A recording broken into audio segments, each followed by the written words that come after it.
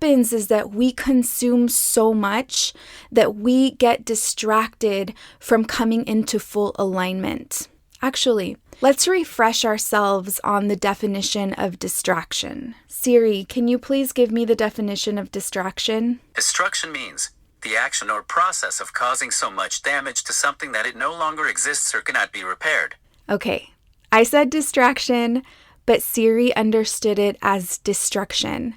I have the chills because I do believe that we are receiving some sort of a message from Spirit. And what happens is that distraction does bring on destruction. This is in complete alignment. Siri, can you read that again? Destruction means the action or process of causing so much damage to something that it no longer exists or cannot be repaired. Siri, can you please give me the definition of distraction?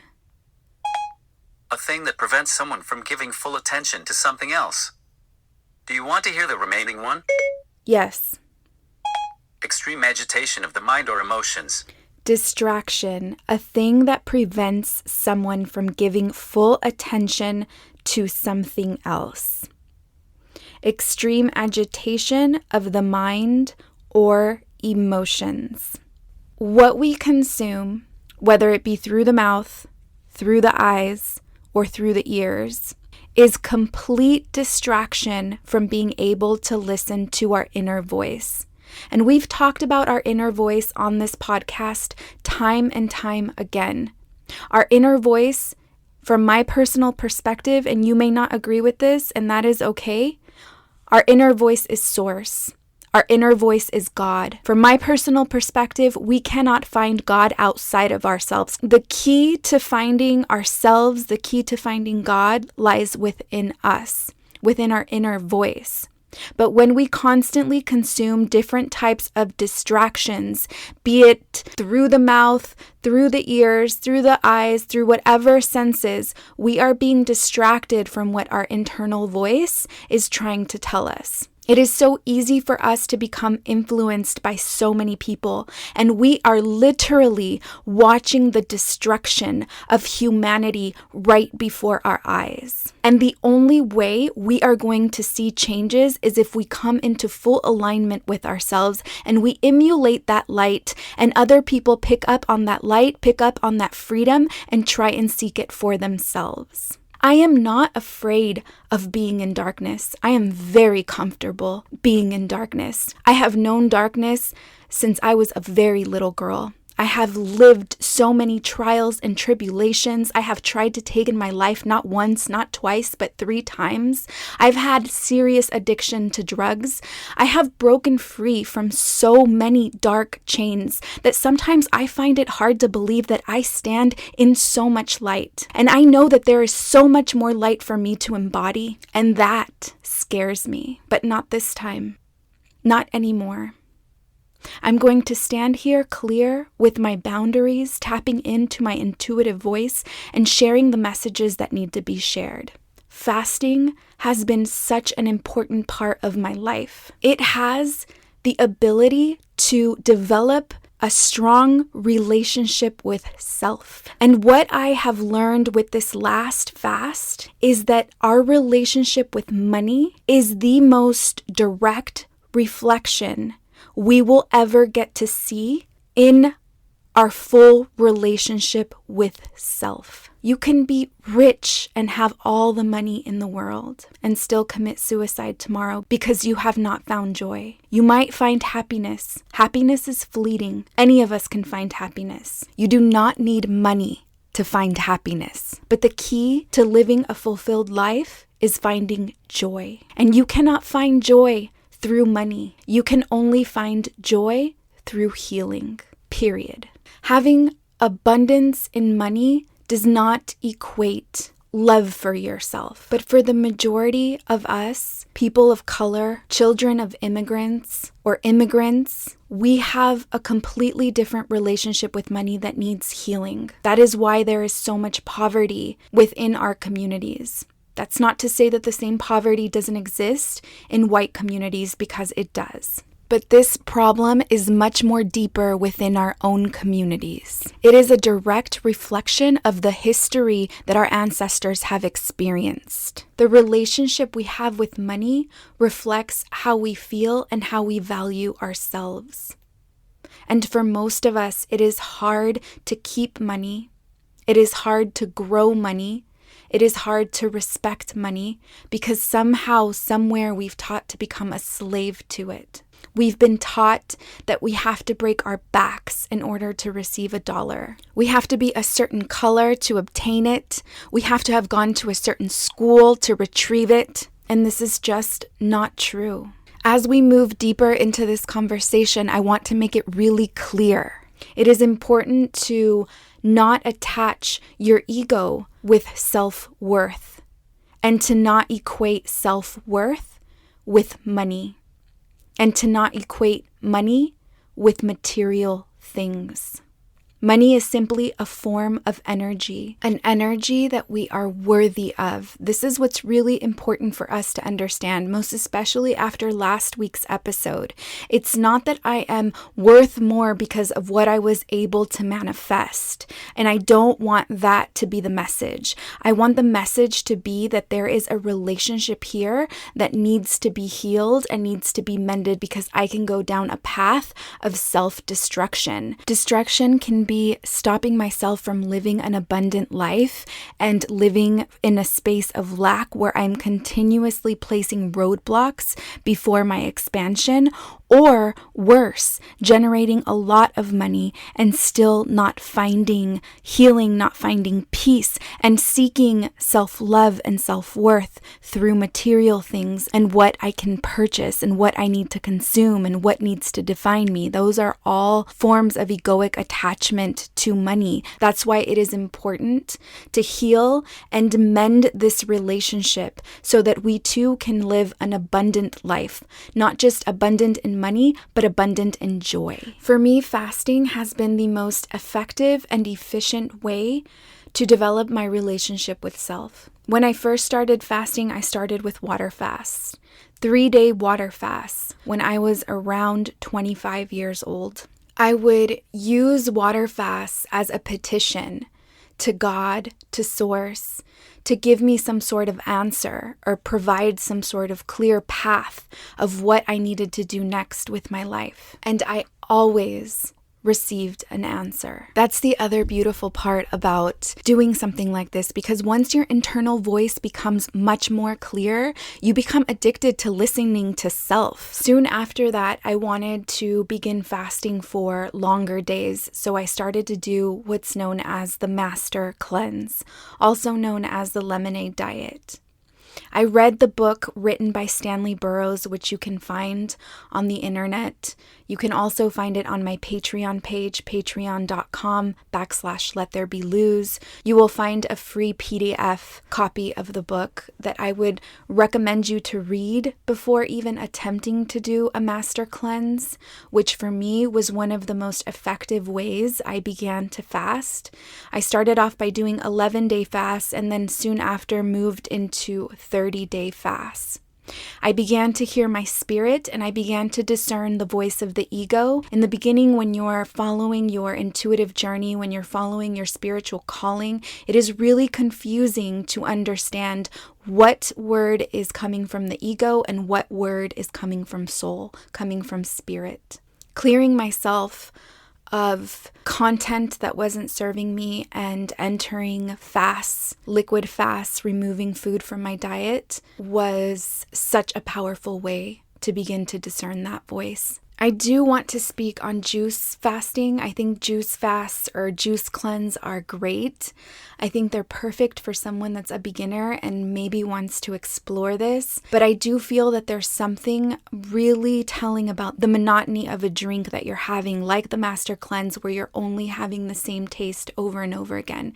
And you don't get to experience the different flavors and the different sugars that are coming from a juice. It's just deeper work, in my personal opinion. But juice fasting, juice cleansing is also extremely effective. So I don't want to diminish the power that comes with a juice cleanse. But I do want to talk about the power that comes with a cleanse like the Master Cleanse. I hadn't done a cleanse since before my son was born because I got pregnant. So that's a given. You can't fast while you're pregnant. And then afterwards I was nursing. And I also didn't feel comfortable fasting while I was nursing. But in the last year, my intuition was asking me to do another cleanse. I did a juice cleanse for the first time a couple of months ago. Like I said, I thought it was great. It was really easy for me to get through because it was nothing in comparison to the cleanses and the fasts that I've done in the past. I knew I needed to really clear what was going on with my body. I got very sick. I started to have rapid heart palpitations. I was constantly coughing and clearing my throat. There was energy that was stuck inside of my chest. I was sick. A lot was taking place. And so I knew I had to do something drastic. And that was the Master Cleanse for me. As I prepared for the Master Cleanse, my partner Alfonso mentioned that someone was doing a water fast. And when I heard Alfonso tell me that, I heard Spirit tell me, you will do a water fast as well. I didn't know that I could do a water fast for longer than 3 days. Somewhere I had read that, if you only had water for 2 weeks, you could die. So I never even thought that was possible, but I began my research that night. And instead of doing the Master Cleanse, I went ahead and committed to doing a water fast. So much was revealed to me during this water fast. But what was very clear was my relationship with money and how much of a direct reflection that is, the closest reflection that is of the type of relationship I have with self and what else needs to heal before I can reach my next level of mastery. I had prophetic dreams every single night. And there was a clear path light ahead of me that also consisted of major life changes that needed to take place. And these life changes include complete detachment from my egoic self, from the ego. The ego likes to hide in certain situations, in certain spaces, and sometimes it's really hard to identify the ego and pick up on what the ego is because there's so much shadow work. There's so much work that we can't see. That's why there's so much beauty in getting triggered by other people and other situations, because those are clues as to the shadow work you still have to do with your own personal ego. If you're new to this podcast, I would love to recommend that you listen from the beginning for so many more self-discoveries. It will also help you with the terminology that I use in the word ego. I use it from the Eckhart Tolle perspective, where everything ego is everything negative. It's everything that comes from a place of lack. The voice that tells you, you can't do this, you can't do that. Who do you think you are? The voice that is constantly putting you down. It is also the voice that separates you. So it separates you from you and separates you from others. It can sometimes also make you believe that you are better than. Anytime you're feeling that you are better than, that is your egoic self. And part of the journey towards joy is to be able to disconnect yourself from that voice. This is a really difficult transition because we have been conditioned to follow that voice ever since we were children. It's the voice of the mind. We have become slaves to the voice of the mind instead of develop a partnership with the voice of the heart, the voice of the spirit, making the mind then the slave to the heart. And we currently operate the opposite of that, where we make the heart the slave of the mind. And we are in such misalignment when we live our day like this constantly because we're listening to voices outside of us and we're listening to the voice that has been conditioned within us. Eventually getting to a place where you can quiet that voice. That's the work. It's not an easy journey or a pretty place to step into. It is definitely not love and light. It's the opposite of that. It's fear and anger most of the time. But we have to walk through those emotions in order to fully detach them. We can't suppress them. We have to acknowledge that side of us and then send it up to the light and let it go and move closer to our soul's purpose. And that's what this work does to you. You will begin to see your life transform in ways that will blow your mind, where all of your heart's desires will begin to manifest easily and fruitfully, because this is the type of life that you were meant to live, not the type of life that your parents told you to live, not the type of life that your teachers told you to live, not the type of life that your Instagram is telling you to live. You have a mission. That mission is encoded in your DNA. It's not just in your blood. It's in your bone marrow. When you are not executing your mission and you're listening to everything outside of you, we become very angry and we become very bitter and we become very hateful. And we propel ourselves into the space of destruction. And we watched this past weekend what destruction does. That's the wake-up call. You either morph into that destruction, aid it, propel it, fuel it, or you become more of who you are.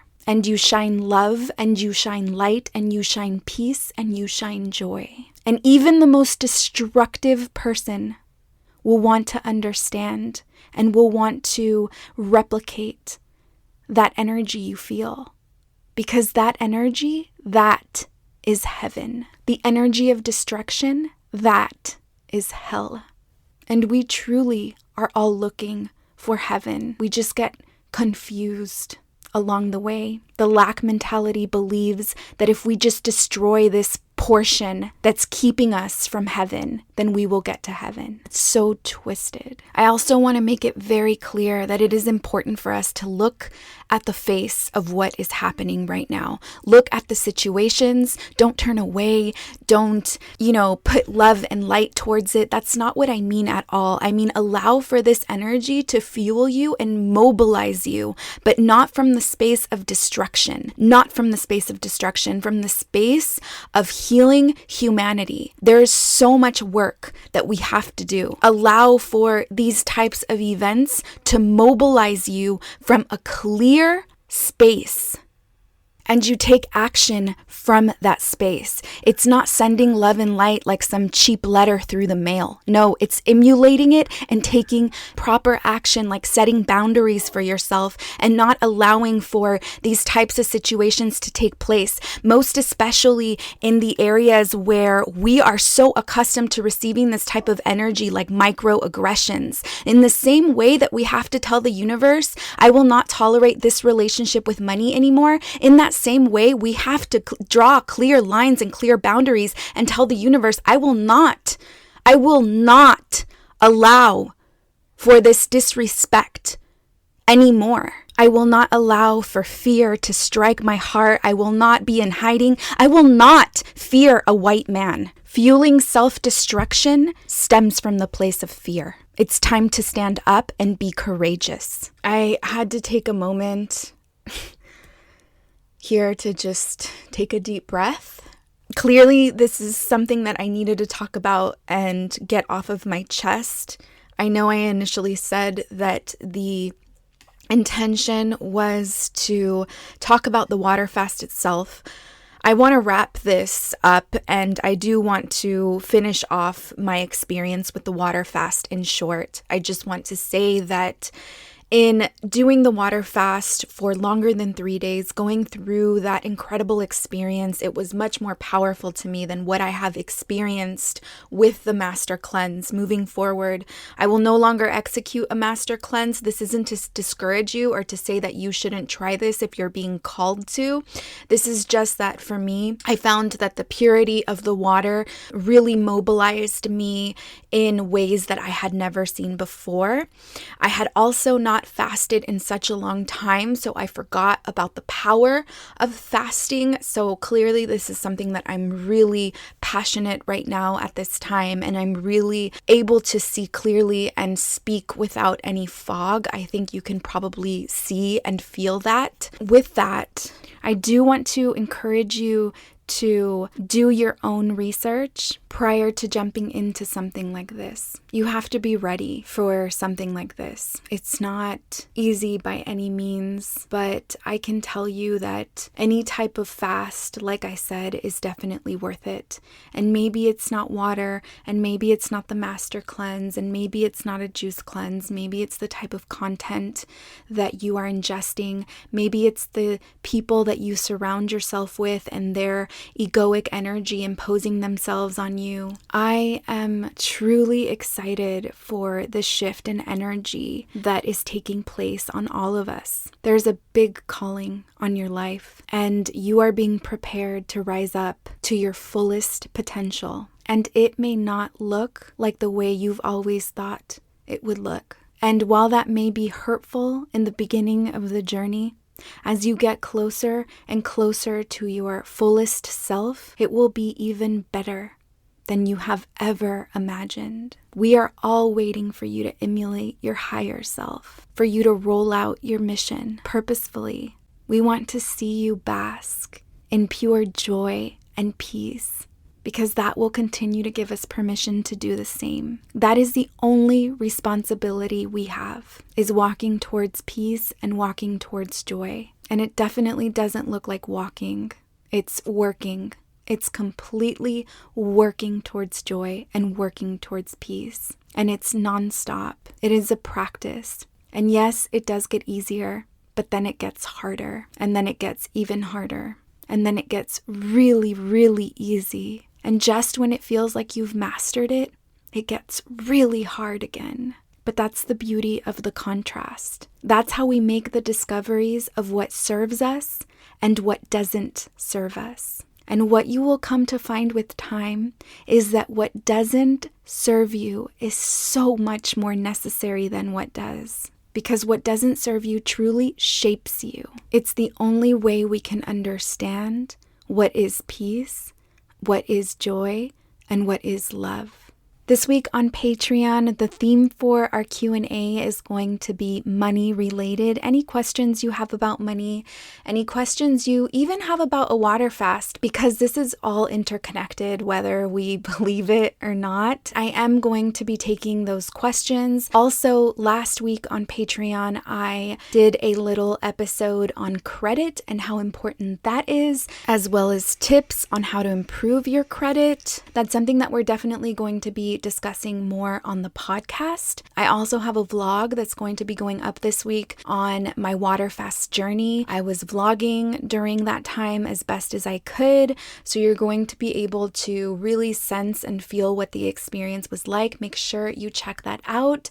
If you're not part of our Patreon community yet and you're looking for support, then I would love to encourage you to join Patreon. You get so much content for only $8 a month. It is such a great deal. You also get to speak to me directly and get coached through any problems via our once a month Q&A. If you take Patreon serious and utilize all of the content that is being pushed out there, you can really truly find support in your journey. Not only that, but connecting with other patrons on Patreon is also really helpful.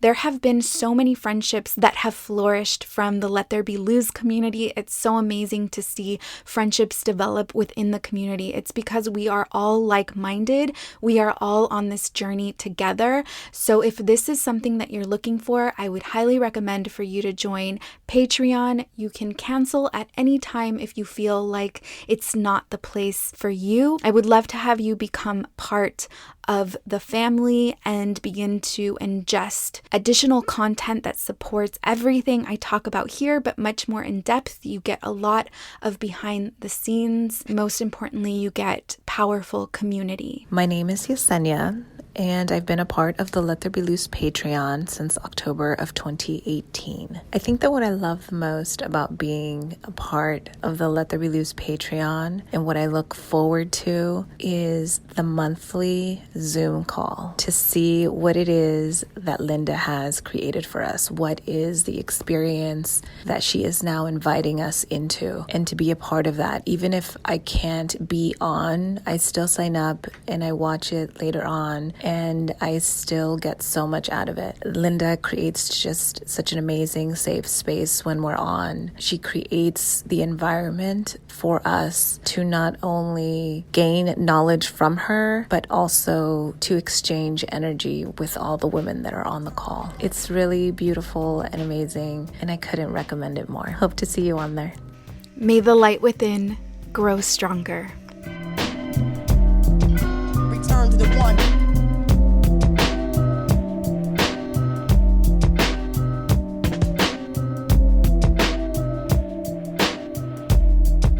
Return to the one.